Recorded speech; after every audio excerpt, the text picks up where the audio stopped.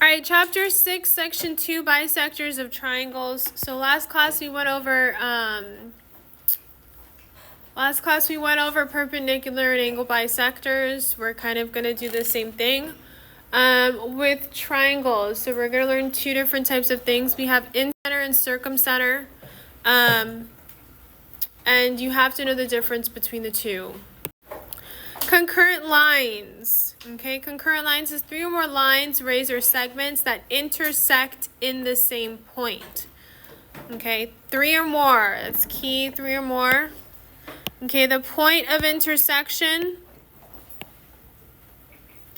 That's the point of intersection. Segments, rays, lines, they intersect at the same point. That point that they intersect at is called the point of concurrency. That is the point of intersection. So if I'm giving you an example, let's say this is my point right here. I have three or more lines. I'm going to make mine lines. This right here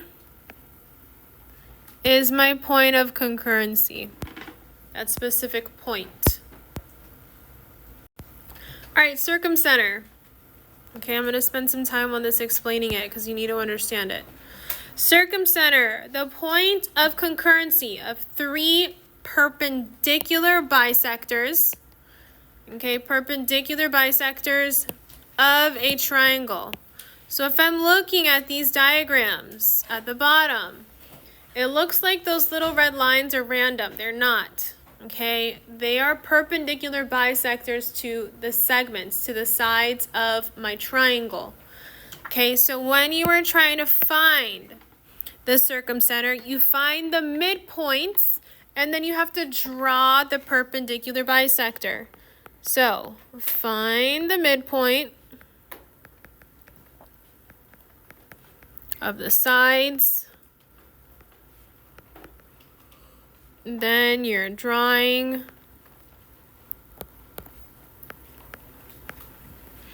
the perpendicular bisector.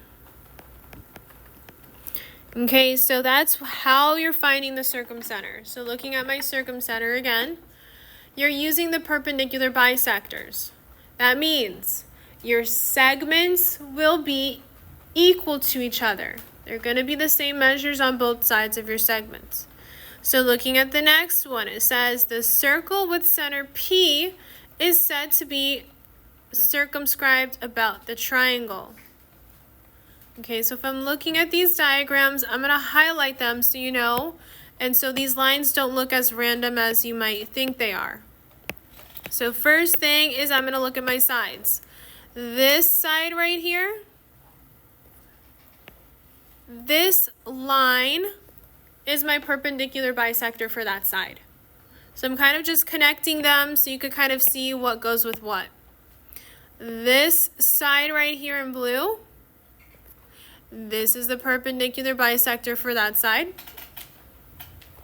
And then this side right here in green, this line is the perpendicular bisector for that side. Okay, and where is my circumcenter? It is the point of concurrency, which is right here. I'm kind of putting my dot in red. I'll actually go ahead and put it in. Yeah, red is fine. We'll keep it in red. Okay, so that is my point of concurrency, which is the circumcenter. Okay, again, the circumcenter is the point of concurrency of three perpendicular bisectors. It's where those three perpendicular lines intersect. So, things you have to know. This is an acute triangle. With my acute triangle, my circumcenter is inside the triangle. Okay, so the way you can think about this is acute is inside. So you have A and AI, acute inside. Okay, you have to memorize these. Looking at the next one. Highlighting again. This side, this is my perpendicular bisector. My hypotenuse, this is my nope, not that one. This is my perpendicular bisector. And then my other leg, This is my perpendicular bisector. So my circumcenter is the point of intersection right here with your right triangle. Okay, the circumcenter is on the triangle, so you could think of this one as right on. Okay, so this is acute inside, and this one is right on. Okay, it's right on the line. Next, I have my obtuse triangle. Same thing I'm going to highlight. So these lines do not look so random. This is my hypotenuse. This is one of my legs. And then this is the perpendicular bisector for another leg. So I have obtuse triangle outside.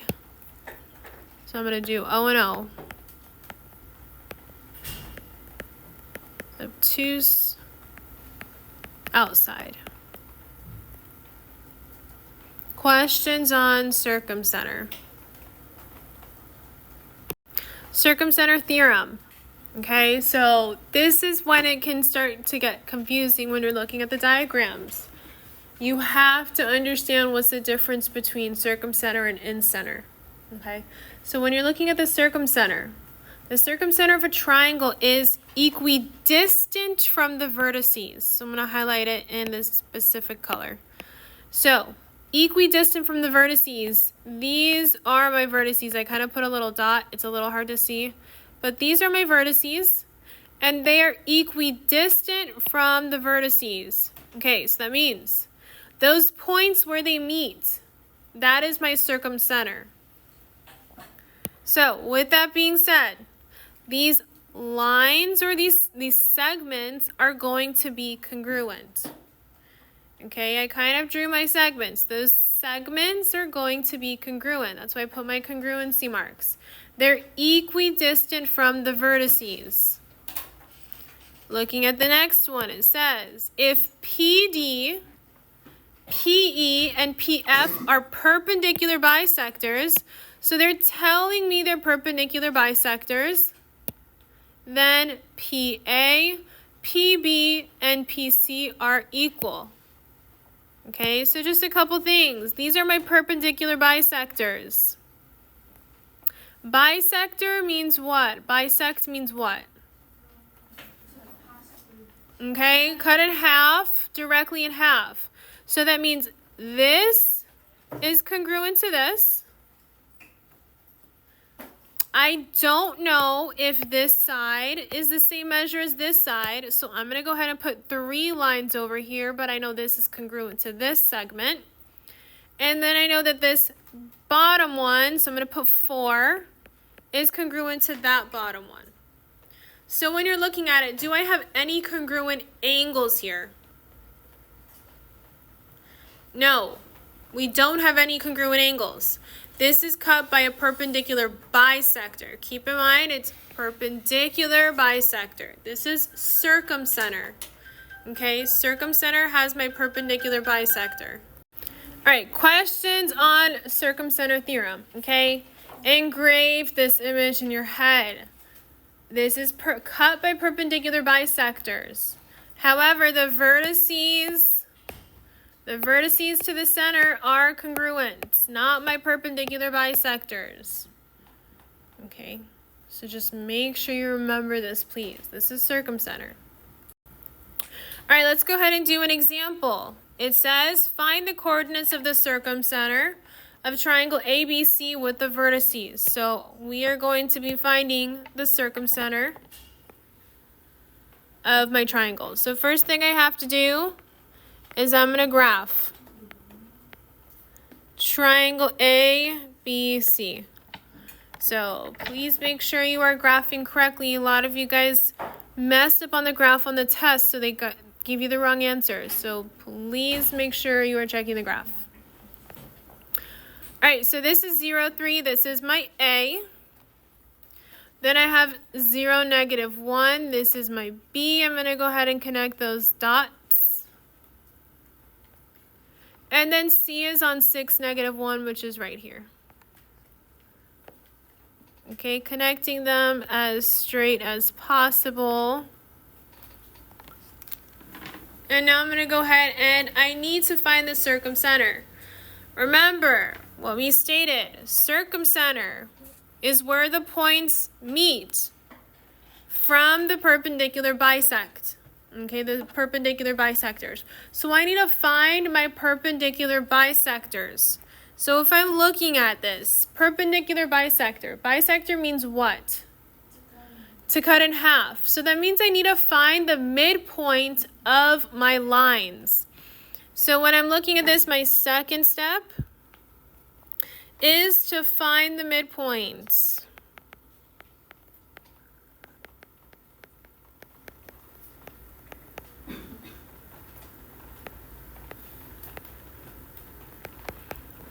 Okay, because these are straight horizontal and vertical lines, I don't necessarily have to use the formula. I could easily just count. Okay, so I'm going to go ahead and find my midpoints. So AB, the midpoint of segment AB is going to be what? Yeah. 0, 1.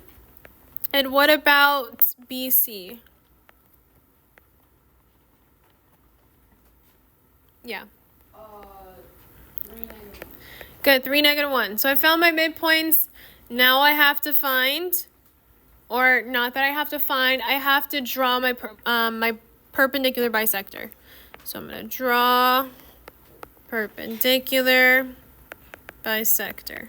Okay, why am I only doing 2? Don't we have to do 3 or more? Yes, however, because this is a right triangle, and we should know that this is a right triangle, where is my circumcenter going to be? Good, it's going to be on the triangle, so right on. So I only necessarily need these 2, because it's going to end up being somewhere on the hypotenuse. So because I know my midpoints, I'm going to go ahead and draw the perpendicular bisectors. So for AB, this is where my point goes through. We set it. So this is where y equals 1. So I'm going to put y equals 1. Okay, that's my perpendicular bisector. And then for BC, looking at BC, we found our point, which is 3, -1. So I'm going to go ahead and draw it straight through. So this is where x equals 3. So because I have a horizontal and vertical line, the same thing. My perpendicular bisectors are going to be horizontal and vertical because it's going straight through. So now if I'm looking at it, I'm able to find my point of intersection. So 3 is find my point of intersection, which is on, we should be able to find this one pretty easy, 3, 1. This is considered my circumcenter. So this point right here, again, right on. Right is exactly where it is in the center, which is at 3, 1. Questions on this? Okay. All right, in center. So with in center, it's a little different than circumcenter. So looking at in center, the point of concurrency of 3 angle bisectors. So now I'm not dealing with my perpendicular bisectors. Now I'm looking at my angle bisectors. So that's the difference between circumcenter and in center. This one has angle bisectors. So looking at my angle bisectors, that means I'm cutting my angles in half. So if we look back to circumcenter, did we have angle bisecting? No, we didn't have any angles that were being bisected. We have segments that were being bisected. So this one specifically has to do with my angles. Keep in mind, with your in-center, it's always inside the triangle. Okay, so don't forget that. This one should always lie inside the triangle. Okay, the center is said to be inscribed within the triangle, the circle. So if I were to draw a circle, it's within my triangle. Okay, so in center, don't forget, it has to do with angle bisectors. Looking at in-center theorem, again, there are differences. The in-center of a triangle is equidistant from the sides. So for circumcenter, it was equidistant from the vertices. This one is equidistant from the sides. Equidistant from the sides. So that means these are going to be congruent. So if AP and BP and CP are my angle bisectors, then those other segments will be equal. So again, I have angle bisectors, which means these angles are going to be congruent. These angles are going to be congruent. And then these angles are going to be congruent. So my segments are not going to be congruent for in-center. My angles will be congruent. So do we see the difference between the two? One is angles and one is segments. Do not forget that. All right, last slide, going ahead and looking at this example. It says, in the figure shown, ND equals 5x minus 1, and NE equals 2x plus 11, find NF. Looking at this diagram, what do we know about those three segments? ND, NE, and NF. Bailey? They're going to be the same, okay, because they're the same distance. They're equidistant. So I'm just going to go ahead and draw little congruent marks. Here's 1, here's 2, here's 3.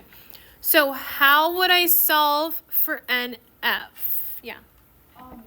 ND equal, and like the formula would be equal to each other, and we would solve for x. Okay, good. So for A, we're going to go ahead and we know that ND equals NE. So I'm going to set it up as 5x minus 1 equals 2x plus 11. So I'm going to subtract 2x from both sides of my equal sign. I'm going to get 3x minus 1 equals 11. Add 1 to both sides of my equal sign. Then I'm going to get 3x equals 12. Let me scoot this down. Divide both sides by 3. X equals 4. So are they asking me for x? No. What should I do next? Yeah. Plug it into one. Does it matter which one I plug it into? No, because they're equal. Yeah, because they're equal, it doesn't matter. So which one do you think is the easiest one to plug in? We'll do 5x minus 1. They're both pretty easy. So I'll go ahead and plug it in to x. 5 times 4 minus 1. I'm going to get 20 minus 1, and I'm going to end up with 19. So NF equals 19. I'm just going to put it ND also equals 19. And NE also equals 19.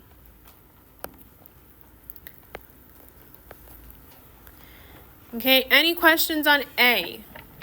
How did I know that this was an in-center? Okay, it's all inside, and I could also see that it has, the congruent angles. Okay, circumcenter does not have congruent angles, it has congruent segments. So just a little reminder. All right, so looking at this, for B, it says, can NG be equal to 18? Explain your reasoning. Can it be equal to 18, yes or no? I see heads shaking in the right direction. It is a no. Can anybody tell me why it's no, Jonah? The shortest distance between a point and a line is always going to be the straight line or the segment bisector. Good. So, yes, since we know that this is all 19, 19, 19, what he said was the shortest distance. You said it perfect. Shortest distance between a point and a line is the perpendicular segment.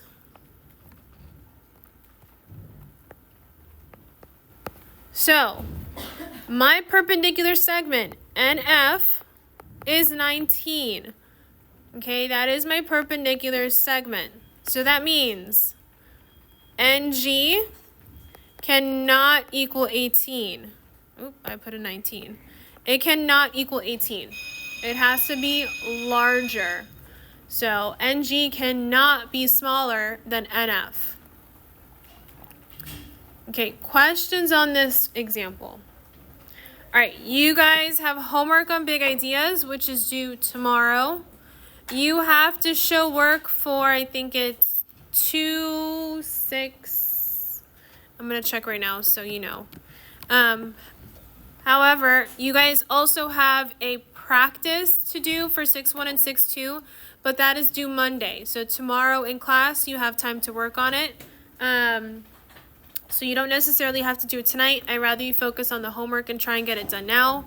The review you'll do in class. If you're not here tomorrow, it is due Monday. Okay? So the homework for 6-2, you have to show work for 4, 5, 6, and 7. And you have to graph 4. So make sure you graph it, please.